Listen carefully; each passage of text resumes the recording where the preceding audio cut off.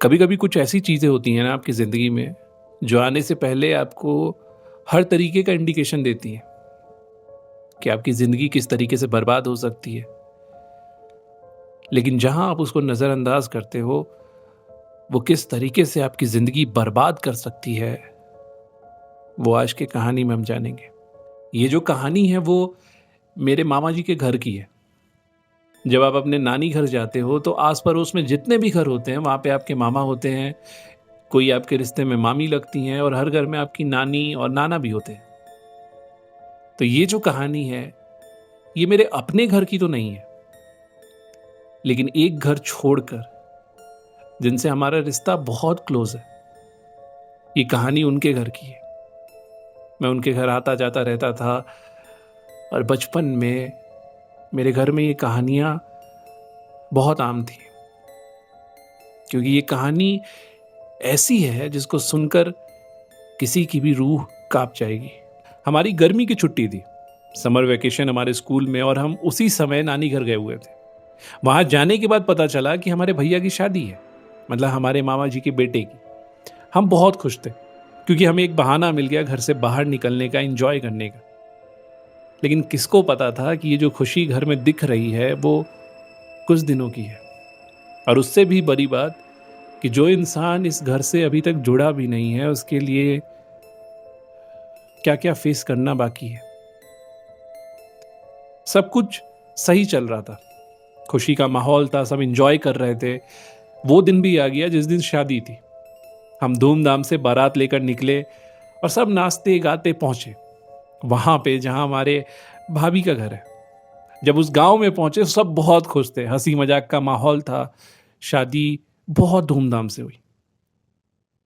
अगले दिन बारात हमारे घर आई, मतलब मेरे मामा जी के घर। वहां पे भी माहौल बहुत अच्छा था। लेकिन तभी तभी इस कहानी की शुरुआत होती है। जब रात हुआ, सब कोई खा पी कर सो गया और जब दुल्हन अपने कमरे में जा रही थी तब इस कहानी की शुरुआत होती है। चलो आपको पहले एक डिस्क्रिप्शन दे देता हूं कि आपको पता चले कि ये कहानी किस तरीके से चलेगी। मेरे मामा जी का जो घर है उसके बगल में एक आम का पेड़ था जो बहुत बड़ा था, बहुत बड़ा। वो इतना बड़ा हो गया था कि छत को भी उसने आगे से घेर लिया था। आधे छत पे वो कवर हो चुका था। तो रात में उसको जब भी कोई देखता तो ऐसा लगता कि वहां पे कोई है। मेरे मामा जी के घर में नीचे 3 कमरे थे, जिसमें एक में मेरे मामा मामी रहते थे, दूसरे में नाना और नानी, और तीसरे में हमारी दीदी। तो जो मेरा भाई था, मतलब मेरा भैया था, वो ऊपर रहता था छत पे। छत पे एक कमरा बना हुआ था और कमरे के बगल में एक हॉल था। और जो बाथरूम था वो बाहर था, मतलब छत के आधे हिस्से में घर था और उसके ठीक बाहर एक बाथरूम बना हुआ था, और आधा छत पूरा खुला हुआ जिसपे वो आम का पेड़ कवर हो गया था। रात में जब भी उस पेड़ को देखो तो एक अलग सा एहसास होता, और वही एहसास पहली बार दुल्हन को हुआ। जब वो ऊपर आई उसे ऐसा लगा कि उस पेड़ से कोई उसे देख रहा है, उसे बुलाने की कोशिश कर रहा है। उसने अपने पति को भी कहा, मतलब मेरे भैया को भी कहा कि मुझे ऐसा फील हो रहा है। लेकिन भैया ने नजरअंदाज कर दिया।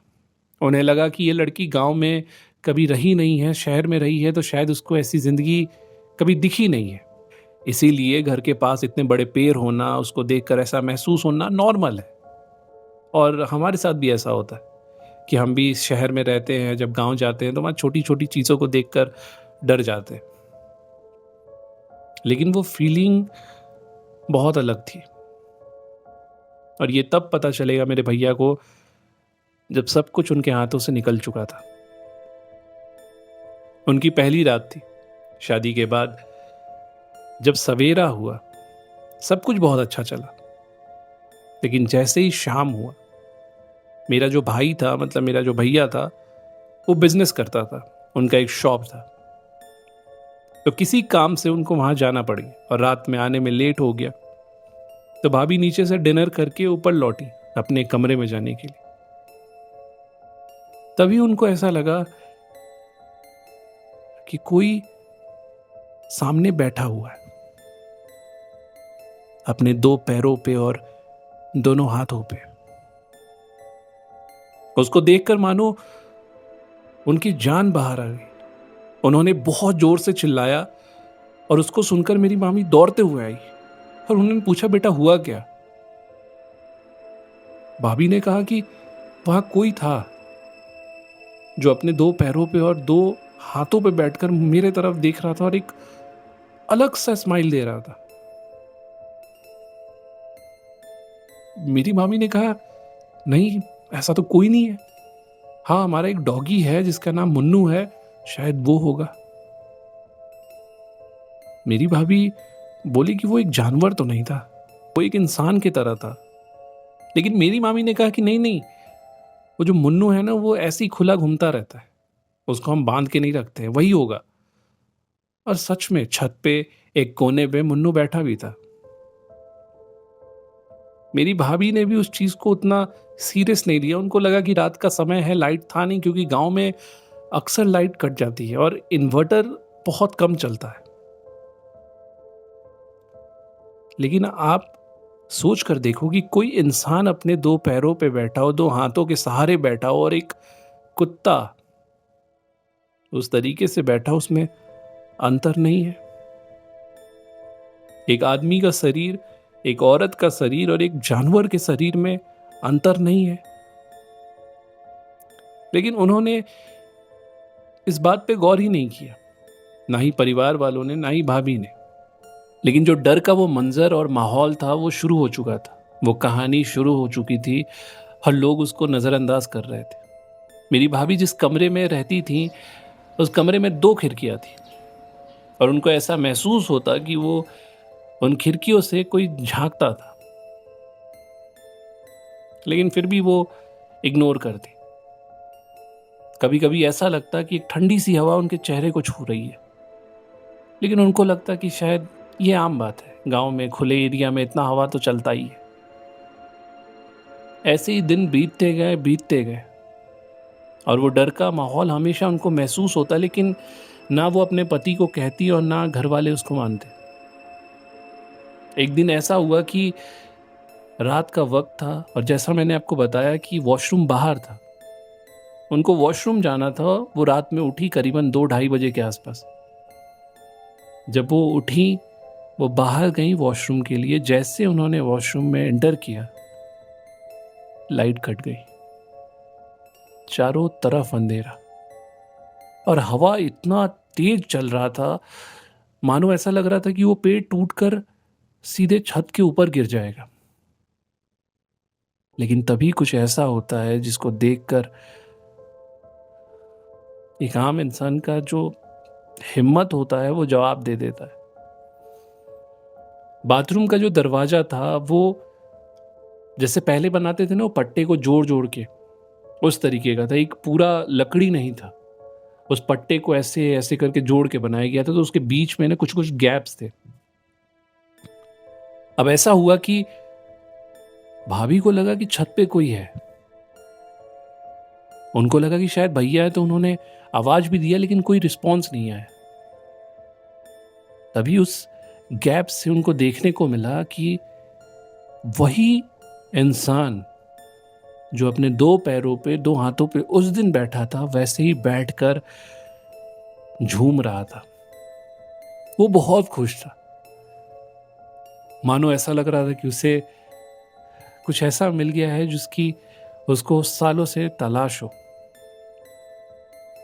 वो अपने बालों को ऐसे ऐसे हिला हिलाकर चेहरे पे एक अजीब सा स्माइल लेकर हंस रही थी। पहली बार मेरी भाभी ने उसको इतने करीब से देखा, लेकिन वो झूमते झूमते गायब भी हो गई। लेकिन तभी जिस गैप से मेरी भाभी उसको देख रही थी, वो भी उसी गैप से आकर उन्हें देखने लगी। मेरी भाभी ने बहुत जोर से चिल्लाया, लेकिन वो आवाज कहीं तक नहीं पहुंची।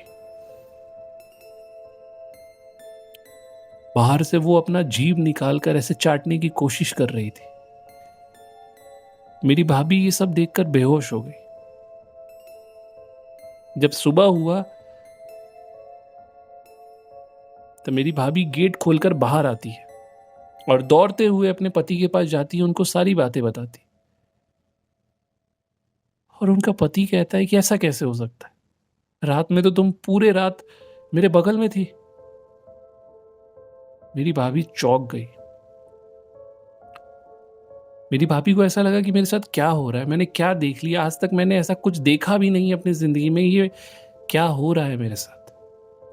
भैया ने उनको समझाया कि हो सकता है कि तुम शायद अकेले रहती हो, शहर में थी तो तुम कॉलेज जाती थी, पढ़ाई करती थी, अपने दोस्तों के साथ रहती थी, तुम्हारे माइंड में ये सारी बातें नहीं चलती थी। लेकिन अभी जब तुम अकेले रहती हो, ऊपर आकर अकेले सोती हो, तो शायद हो सकता है ऐसा हो रहा हो।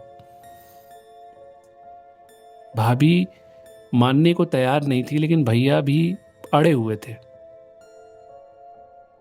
सब कुछ बुरी तरीके से जा रहा था, लेकिन फिर भी उन्होंने इस बात को इग्नोर किया। और ये इग्नोर शब्द जितनी बार उनके लाइफ में आ रहा था ना, उतनी ही उनकी लाइफ बर्बाद होते जा रही थी। एक दिन क्या होता है कि मेरी जो दीदी हैं वो भाभी को कहती हैं कि भाभी मैं आपको पीछे से घुमा के लाती हूँ, आपने कभी वो आम का पेड़ वो पीछे देखा तो नहीं है ना, वहां पे फूल भी लगे हुए हैं। कितनी बड़ी गलती। मेरी भाभी भी खुशी खुशी में वहां चली। वहां जाते ही वो एक अलग से खुशी में डूब गई। उनको ऐसा लगा कि उन्होंने क्या ही देख लिया अपनी जिंदगी में। वो मेरी दीदी से कहती है कि हम यहां से मिट्टी लेके चले क्या। मेरी दीदी चौंक गई, बोली कि मिट्टी क्यों। भाभी ने कहा कि मुझे ना पौधे लगाने अपने रूम में, तो मिट्टी चाहिए, गमले में डाल के पौधे लगा दूंगी और अपने अपने रूम में रखूंगी। दीदी को भी समझ नहीं आया। दीदी बोली कि ठीक है ना भाभी, ले लेते हैं, शाम को या बाद में ले लेंगे। नहीं नहीं नहीं, अभी ले लेते हैं। और उसके बाद इतना कहने के बाद ही भाभी अपने हाथों से मिट्टी को निकालने लगी। दीदी वो देखकर चौंक गई। वो जिस तरीके से नाखून मार रही थी मिट्टी में, ऐसा लग रहा था कि उनके नाखून को चोट लग रहा था, लेकिन उन्हें उससे कोई तकलीफ नहीं थी। मेरी दीदी चौंक गई। मतलब भाभी के चेहरे पे ऐसी खुशी, किस बात को लेकर। लेकिन फिर भी उन्हें लगा कि हो सकता है वो खुश होंगी, और उन्होंने कोई रिएक्शन नहीं दिया। बाद में वो मिट्टी ले गई और भाभी ने उसमें फूल लगाया और उसको अपने कमरे में रख दिया। लेकिन उसके बाद जो होना चालू हुआ, जो चीजें अभी तक कमरे के बाहर हो रही थी, वो सब उनके कमरे में होने लगी। उनके कमरे में जो अलमारी रखा हुआ था, उसके ऊपर कोई बैठे हुए उनको घूरता था, उन्हें देखता था। जो आवाजें उनको खिड़कियों के बाहर से सुनाई देती थी, अब ऐसा लगता कि उनके कानों में कोई आकर चिल्ला रहा है। मेरी भाभी की जो हालत थी वो इतनी बुरी होते चली गई कि लोगों को लगा कि उन्हें कोई बीमारी हो गई। डॉक्टर्स को दिखाया, लेकिन कुछ नहीं। मेरे मामा जी के घर में ना सब नॉनवेज खाने वाले थे, बस मेरी मामी को छोड़ के। तो एक दिन भाभी ने भैया को फोन करके रात में कहा कि मैंने तुम्हारे लिए कुछ बनाया है। भैया ने पूछा क्या। भाभी ने कहा नॉनवेज। भैया को एक पल के लिए शौक लगा। वो बोले कि भाई तुम तो प्योर वेज हो, तुम तो छूती भी नहीं इन चीजों। तभी पता है फोन पे क्या सुनाई दिया। भाभी जो है ना, वो अपने दांतों को बजाते हुए कह रही हैं ऐसे करके कि तुम्हें उससे क्या मतलब, तुम्हें खाने से मतलब है ना, मैंने प्यार से बनाया है, आ जाना समय पे। भैया को लगा कि वो आवाज नॉर्मल लगी, उन्हें लगा कि शायद नेटवर्क प्रॉब्लम है कुछ। भैया एक्साइटेड थे, वो रात में आए। लेकिन जब वो आए घर में, देखकर चौंक गए, क्योंकि हमारे घर में जो नॉनवेज है वो घर में नहीं आता। आप बाहर ही खाते हो, एक एरिया होता है स्पेसिफिक, वहां पे बैठकर खाते हो। लेकिन भाभी जो थी वो नॉनवेज कमरे में लेकर आई थी भैया के लिए। भैया ये देखकर गुस्सा हो गए और बोले कि तुम्हें समझ नहीं आता, तुम्हें पता नहीं है। भाभी ने कहा कि क्या हो गया। भैया ने कहा कि तुम्हें नहीं पता, हमारे घर में नॉनवेज अंदर नहीं आता, हमारे घर में पूजा होती है, तुम्हें ये सब नहीं पता। तभी भाभी का वो रूप देखकर भैया की जान बाहर आ गई। वो जिस तरीके से दांत बजा रही थी, वो देखकर मेरे भैया चौंक गए। उन्होंने फौरन ही उन्हें अपनी गोद में लिया और भगवान का जाप करने लगे।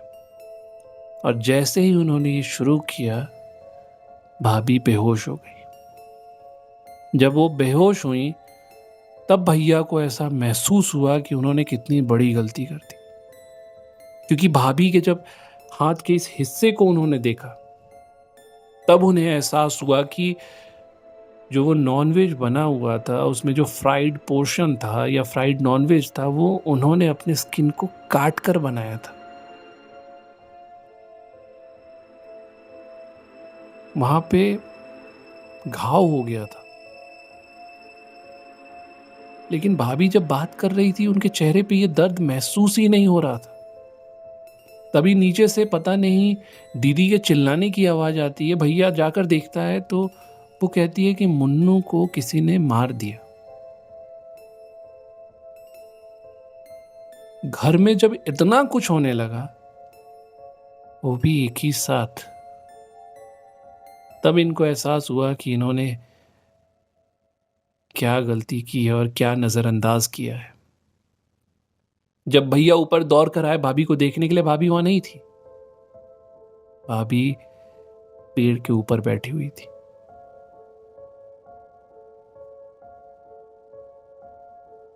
और मुन्नू की जो एक टांग थी, वो उनके हाथ में थी।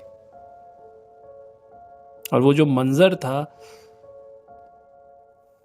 मैं भी उसको बयान नहीं कर सकता। जब भैया ने उन्हें जोर से चिल्ला कर बोला, वो ऐसे नजर से उनकी तरफ देखी कि मेरे भैया की हिम्मत टूट गई। वो दौड़ते हुए नीचे भागे और मम्मी को सब कुछ बताया, मेरे मामी को। तभी मेरी नानी आती हैं और वो सुझाव देती है कि ये हमारे बस की बात नहीं है, जल्दी से जाकर किसी पंडित, किसी ओझा को लेकर आओ।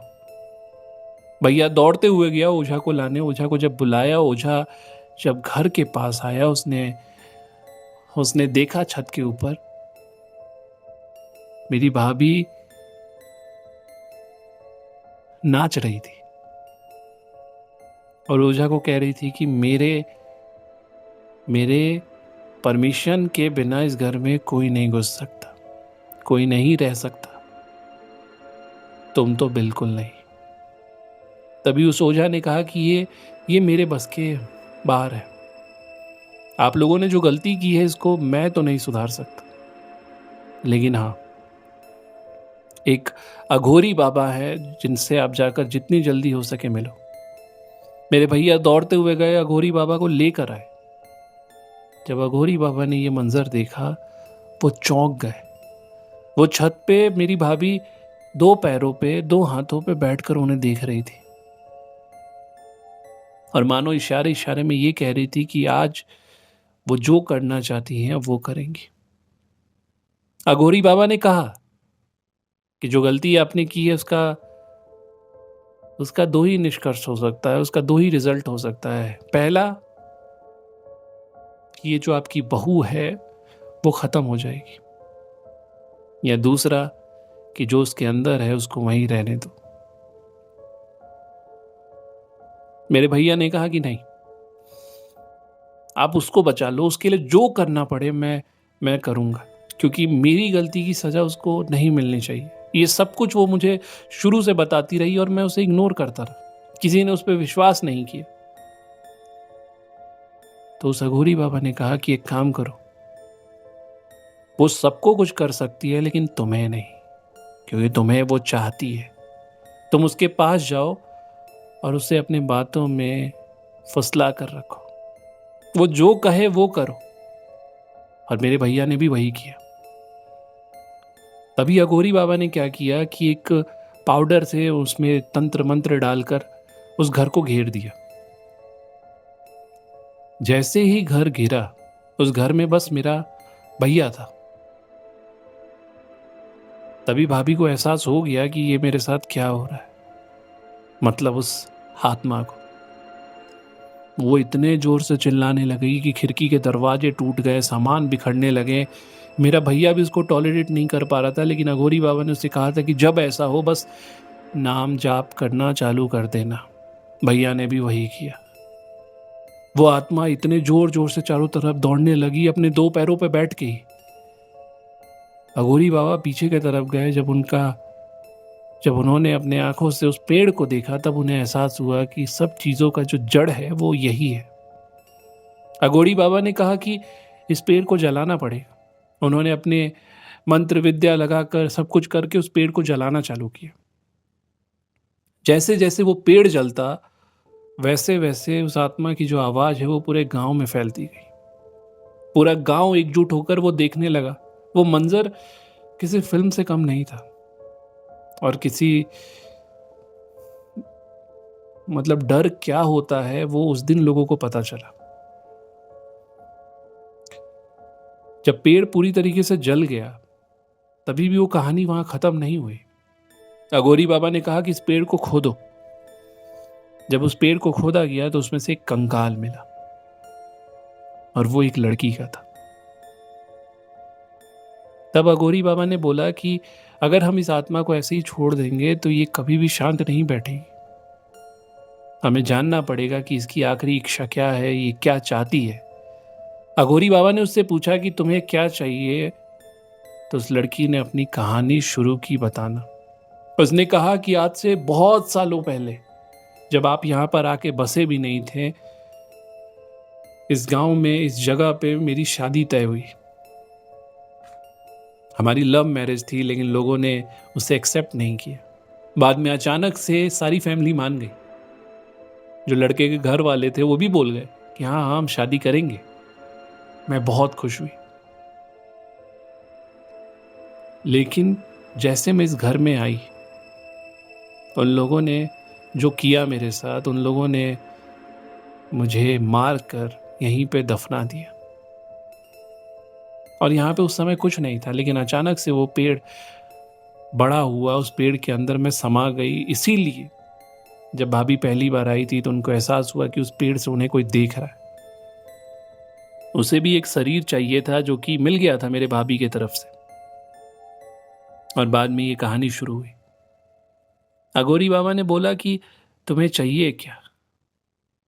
उसने कहा कि मुझे अपना प्यार चाहिए, और इस प्यार का नाम था मेरा भैया।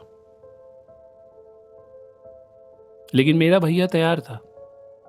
भैया कह रहा था कि मैं अपनी बीवी को बचाने के लिए कुछ भी करूंगा। लेकिन कहते हैं ना कि कभी कभी कुछ चीजें जो होती हैं ना, वो हमारे परे होती हैं। पता नहीं उस आत्मा को क्या लगा, क्या नहीं लगा। जो भी मौसम बिगड़ा था, जो भी सब कुछ बिखरा था, वो सब कुछ सही हो गया। मेरी भाभी को भी होश आ गया। अघोरी बाबा चिल्लाते रहे, लेकिन वहां से कोई आवाज नहीं आया उस आत्मा का। मानो जैसे एक पल में वो गायब हो गई। अघोरी बाबा समझ गए कि वो आत्मा को ये समझ में आ गया कि ये लड़का जो है, जो मेरा जो भैया है, वो भाभी से कितना प्यार करता है। अब वो गलत थी सही थी मुझे नहीं पता, लेकिन उसके बाद कभी ऐसा देखने को नहीं मिला। सब कुछ नॉर्मल हो गया, सब बहुत खुशी से रहने लगे, लेकिन वो पेड़ कभी बड़ा नहीं हुआ दोबारा। वो पूरी तरीके से बर्बाद हो गया। वहाँ पे पेड़ कभी नहीं उगा, और ना ही उसके बाद मेरे मामी घर में, उस घर में दोबारा पेड़ पौधा लगाया गया। क्योंकि मेरी भाभी को जो ट्रॉमा फील हुआ था, वो रात में किसी भी पेड़ को देखती तो वो डर जाती, सहम जाती।